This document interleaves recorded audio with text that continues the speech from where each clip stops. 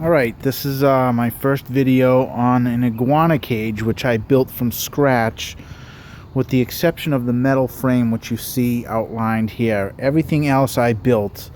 What this actually is a metal tube metal steel about an inch thick, and what it does is it goes all the way on the top. You can see the cross girders. It was actually a display to Costco for a rug display, and what I did was I ended up taking it and converting it into this. My iguana cage. It's got one support down there. It's actually got another one right down here. You can see it. And then I basically posted the made the wood support, the wood floor on the base of it. But basically the gist of it is that it's from that length there, that's 40 inches, and then the actual width of the cage is 48. You probably can't even get that. It's 48 inches, so roughly 4 feet. There's my Xanthic blue iguana. She was actually sick with pneumonia, and she's got a bit of a slight case of MBD, and that was because the tube light that I thought I bought from one of the major pet stores I was told was enough, but it really isn't. So I bought actually a mega ray bulb, which I have in their indoor enclosure for when it gets cold. So as you can see, I have two iguanas. There's the Xanthic blue, and then there's the very fast growing red iguana. He's getting really big really fast. Ever since I put them out in this cage, they've been getting really actually kind of aggressive and territorial towards me, at least.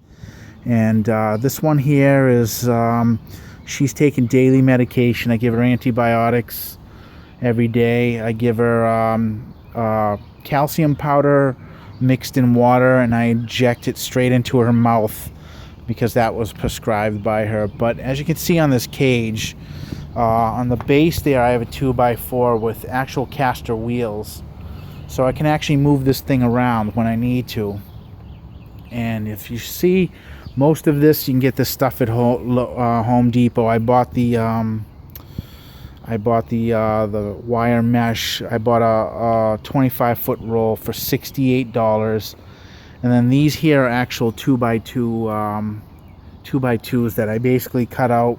This is a 2x3 down here, and what I did was I basically cut out like all the flooring and cut out the doors. I made these doors from scratch, and all I did is, you can see how I fastened them to the cages with stainless steel screws and washers. I pre-drilled the holes and kind of screwed everything else. I sanded all of this down. This is all sanded down. If you look at the top, you can see the hose, but you can also see where it's weaved in.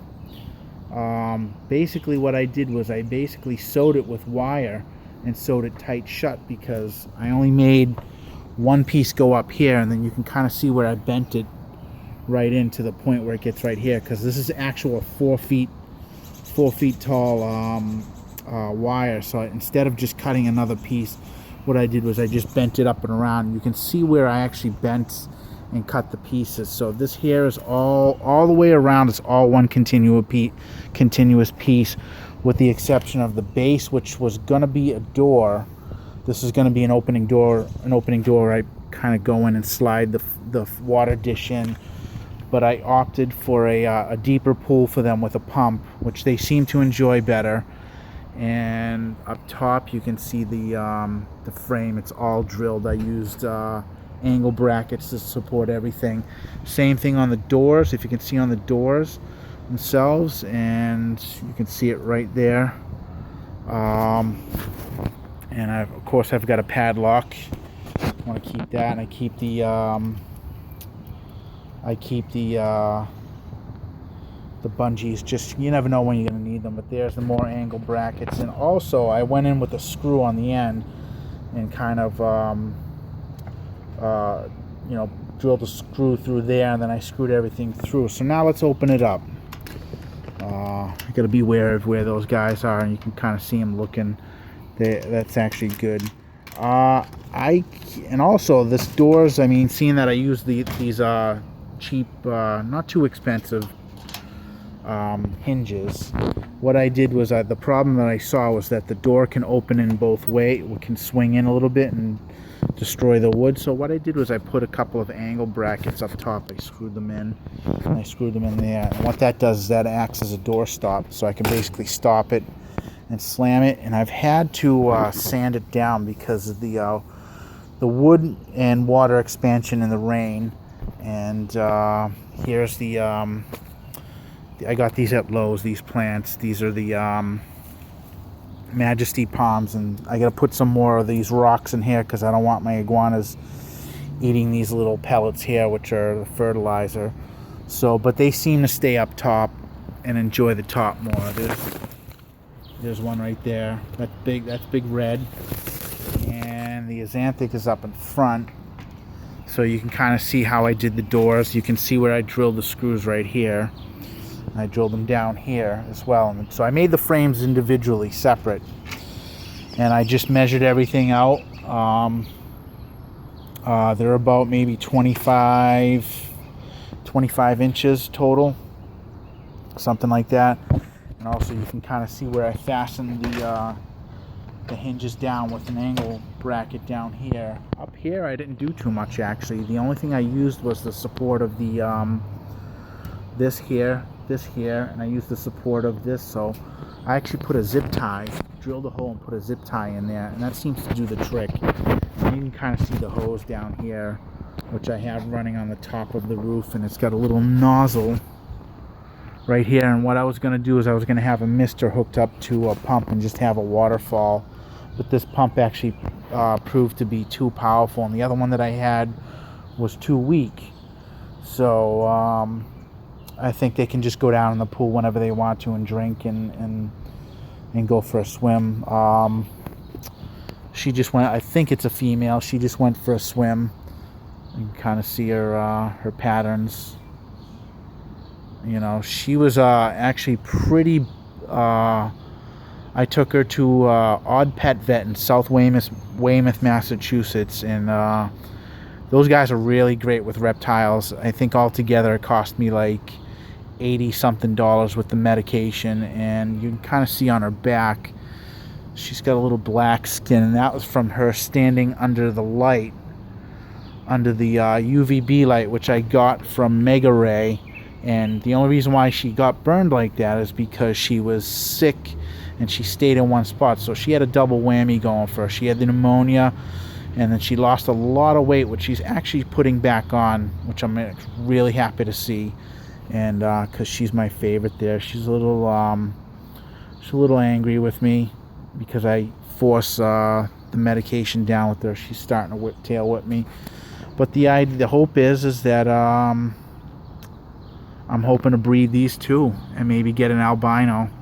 If she's really a female, I'm hoping her femoral patterns don't look that pronounced, but his definitely do. So he's actually grown big really fast. He's got a bit of a belly there. He's still kind of skittish, but he's really great.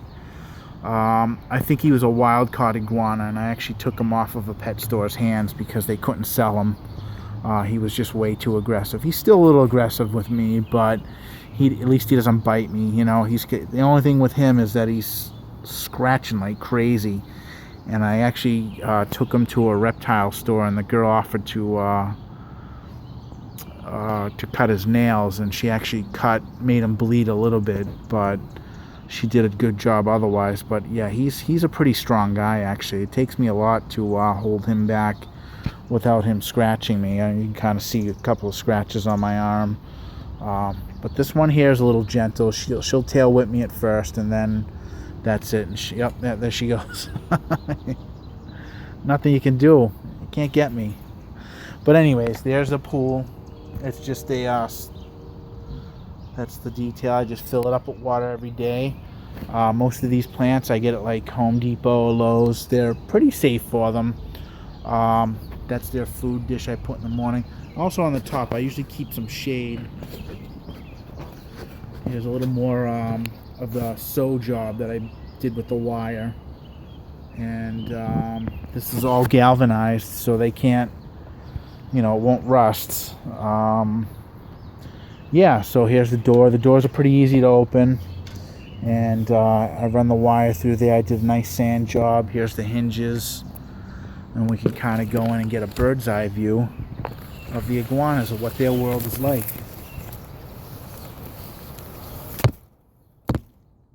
He's whipping the camera. He's a little pissed off at me because I just took him out. So it's kind of funny. He's not a little. I still got to work with him. Actually, he was a lot worse than when I first got him. I think either he was handled wrong or he just wasn't handled at all, because they had him all by himself. And but yeah, take a look at the cage. I've got all these stainless steel screws. This is another piece right here. And what I do is I actually take them in at night. I'll let them stay out here and soak the sun in the day. And at night I come down, and they're pretty much sound asleep when they're coming down, because we live in New England, and it may be warm during the day, but at night it gets pretty cold. So what I do is I basically take them in, and I put them in this container up top. You can kind of see it.